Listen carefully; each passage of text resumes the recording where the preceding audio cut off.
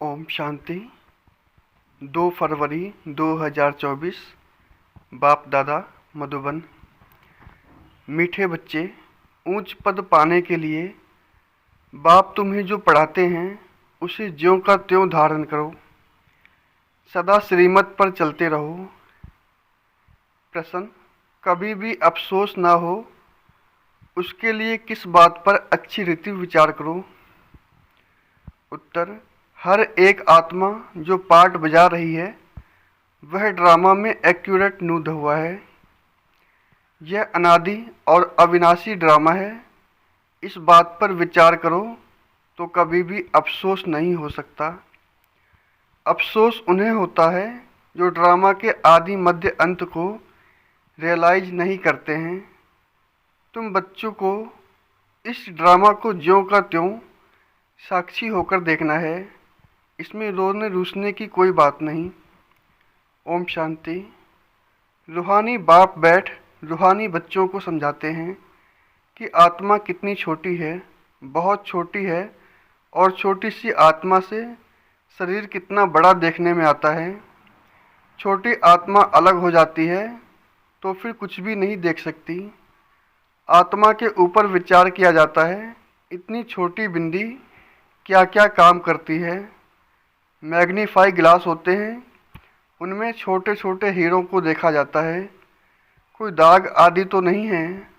तो आत्मा भी कितनी छोटी है, कैसे मैग्नीफाई ग्लास है जिससे देखते हो। रहती कहाँ है, क्या कनेक्शन है। इन आँखों से कितना बड़ा धरती आसमान देखने में आता है। बिंदी निकल जाने से कुछ नहीं रहता। जैसे बिंदी बाप वैसे बिंदी आत्मा। इतनी छोटी आत्मा प्योर इम्प्योर बनती है। यह बहुत विचार करने की बात है। दूसरा कोई नहीं जानते आत्मा क्या है, परमात्मा क्या है। इतनी छोटी आत्मा शरीर में रह क्या क्या बनाती है, क्या क्या देखती है। उस आत्मा में सारा पार्ट भरा हुआ है 84 जन्मों का। कैसे वह काम करती है, वंडर है। इतनी छोटी सी बिंदी में 84 जन्मों का पार्ट भरा हुआ है। एक शरीर छोड़ दूसरा लेती है। शरीर से आत्मा निकल गई तो शरीर मर गया।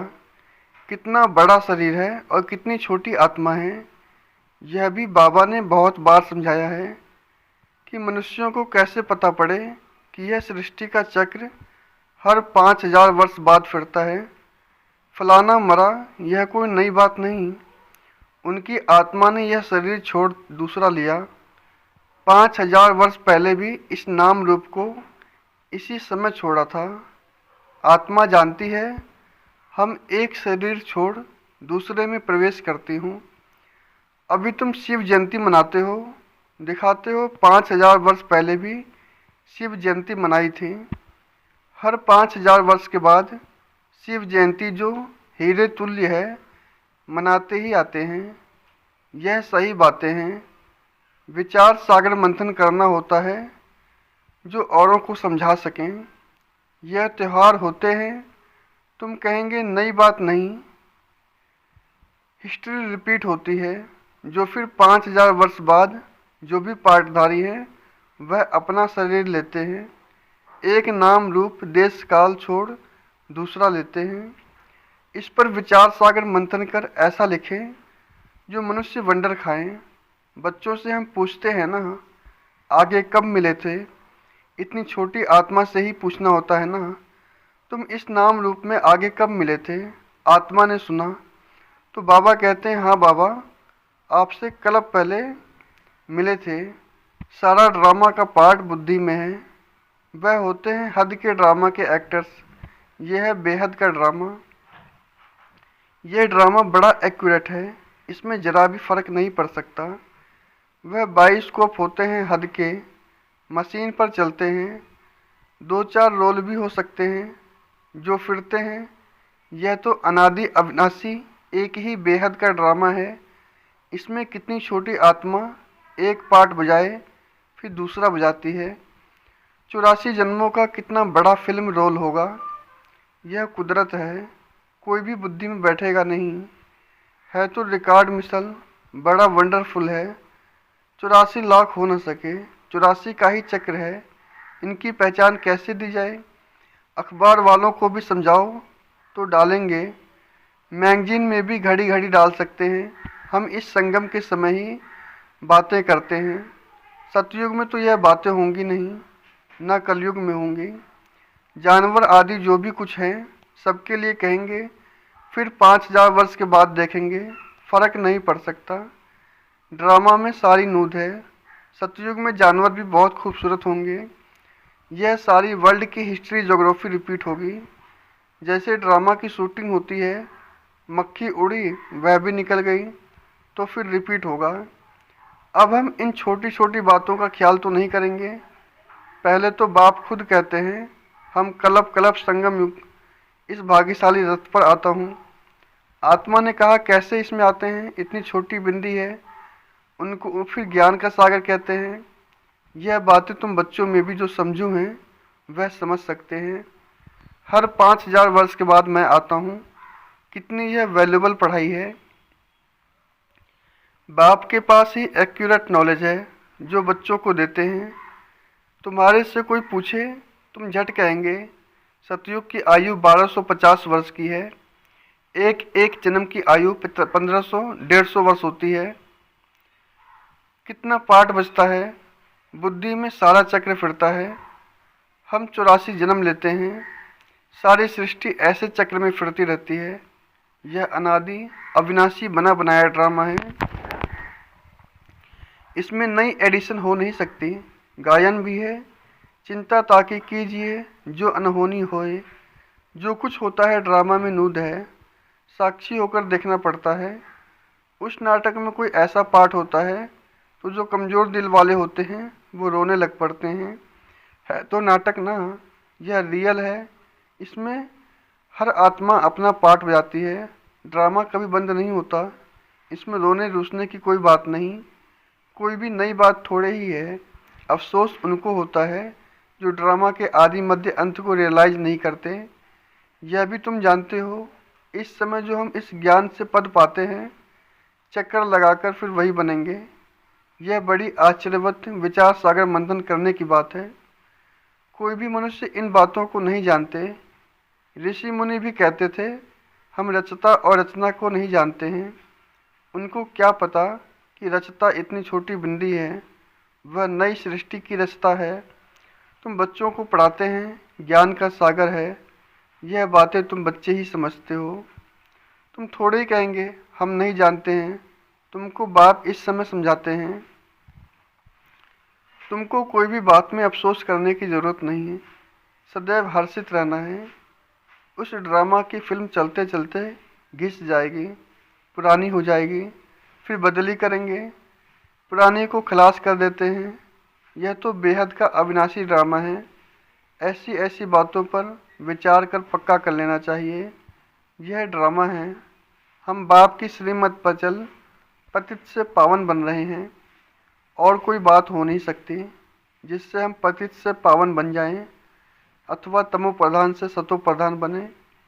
पाठ बजाते बजाते हम सतो प्रधान से तमो प्रधान बने हैं, फिर सतो प्रधान बनना है।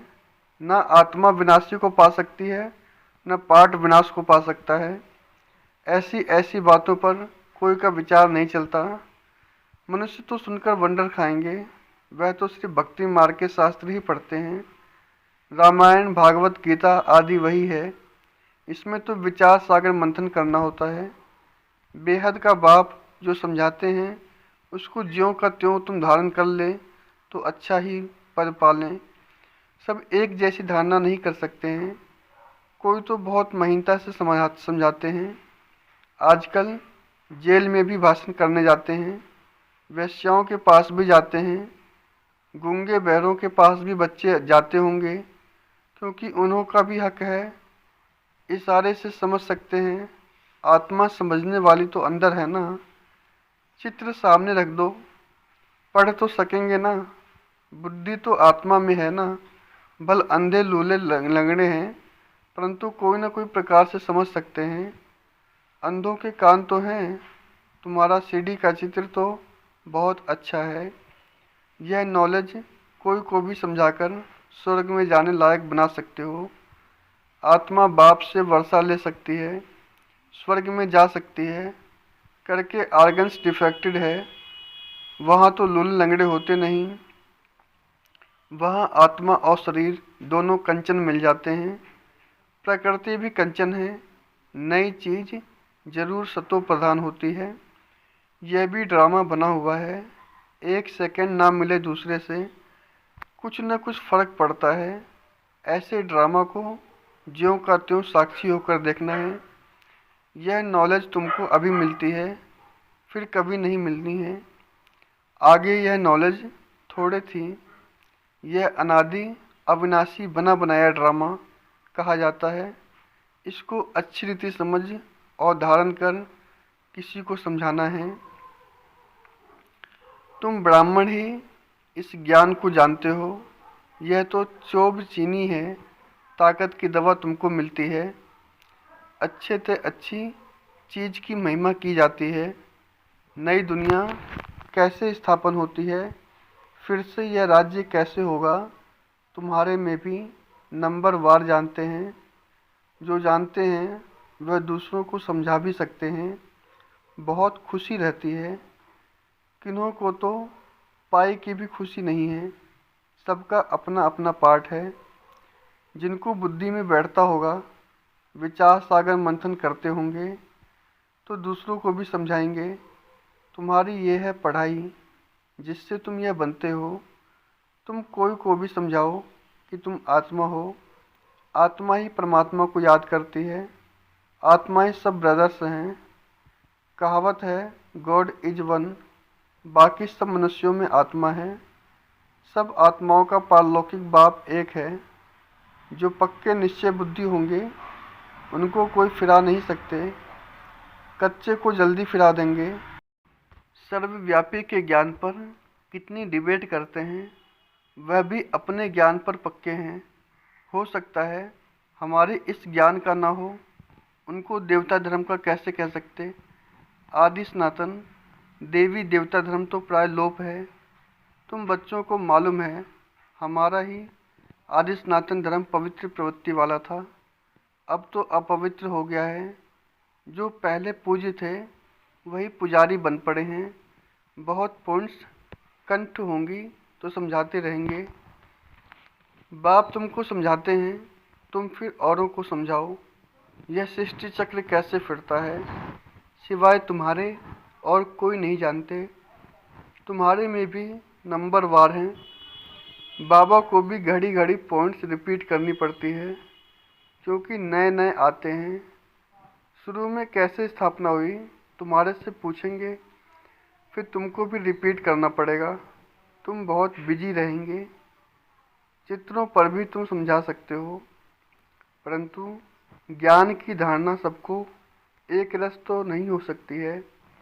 इसमें ज्ञान चाहिए, याद चाहिए, धारणा बड़ी अच्छी चाहिए। सत्व प्रधान बनने के लिए बाप को याद जरूर करना है। कई बच्चे तो अपने धंधे में फंसे रहते हैं, कुछ भी पुरुषार्थ ही नहीं करते। यह भी ड्रामा में नूद है। कलब पहले जिन्होंने जितना पुरुषार्थ किया है उतना ही करेंगे। पिछाड़ी में तुमको एकदम भाई भाई होकर रहना है। नंगे आए हैं, नंगे जाना है। ऐसा ना हो पिछाड़ी में कोई याद आ जाए। अभी तो कोई वापस जा न सके। जब तक विनाश न हो स्वर्ग में कैसे जा सकेंगे। जरूर या तो सूक्ष्म वतन में जाएंगे या यहाँ ही जन्म लेंगे। बाकी जो कमी रही होगी उसका पुरुषार्थ करेंगे। वह भी बड़े हों तब समझ सकें। यह भी ड्रामा में सारी नूद है। तुम्हारी एक रस अवस्था तो पिछाड़ी में ही होगी। ऐसे नहीं लिखने से सब याद हो सकता है। फिर लाइब्रेरीज आदि में इतनी किताबें क्यों होती हैं। डॉक्टर वकील लोग बहुत किताबें रखते हैं, स्टडी करते रहते हैं।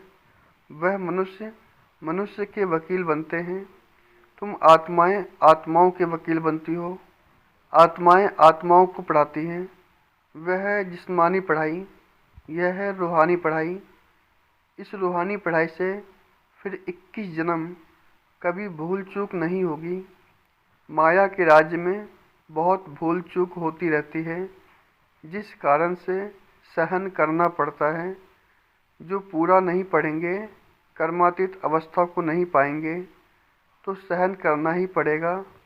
फिर पद भी कम हो जाएगा।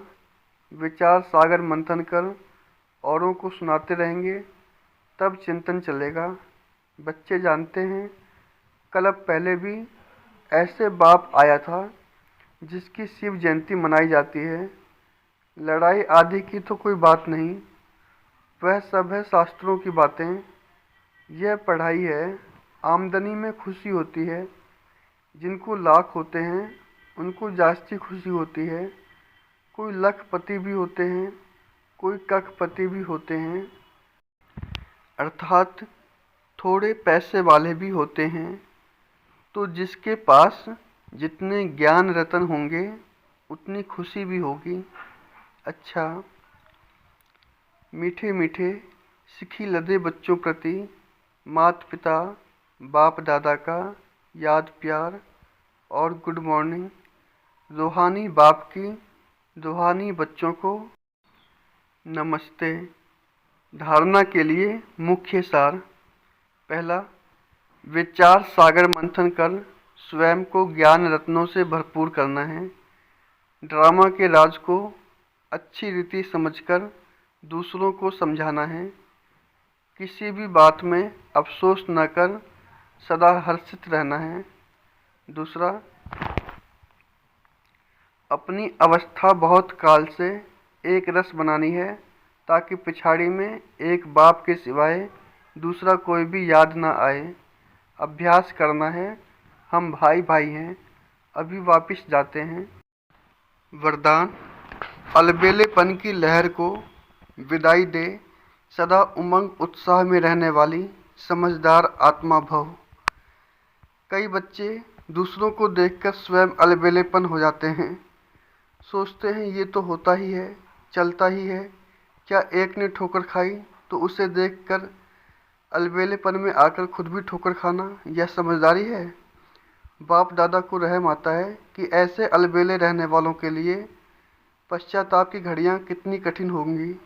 इसलिए समझदार बन अलबेलेपन की लहर को, दूसरों को देखने की लहर को मन से विदाई दो। औरों को नहीं देखो, बाप को देखो। स्लोगन, वारिस क्वालिटी तैयार करो, तब प्रत्यक्षता का नगाड़ा बजेगा। ओम शांति।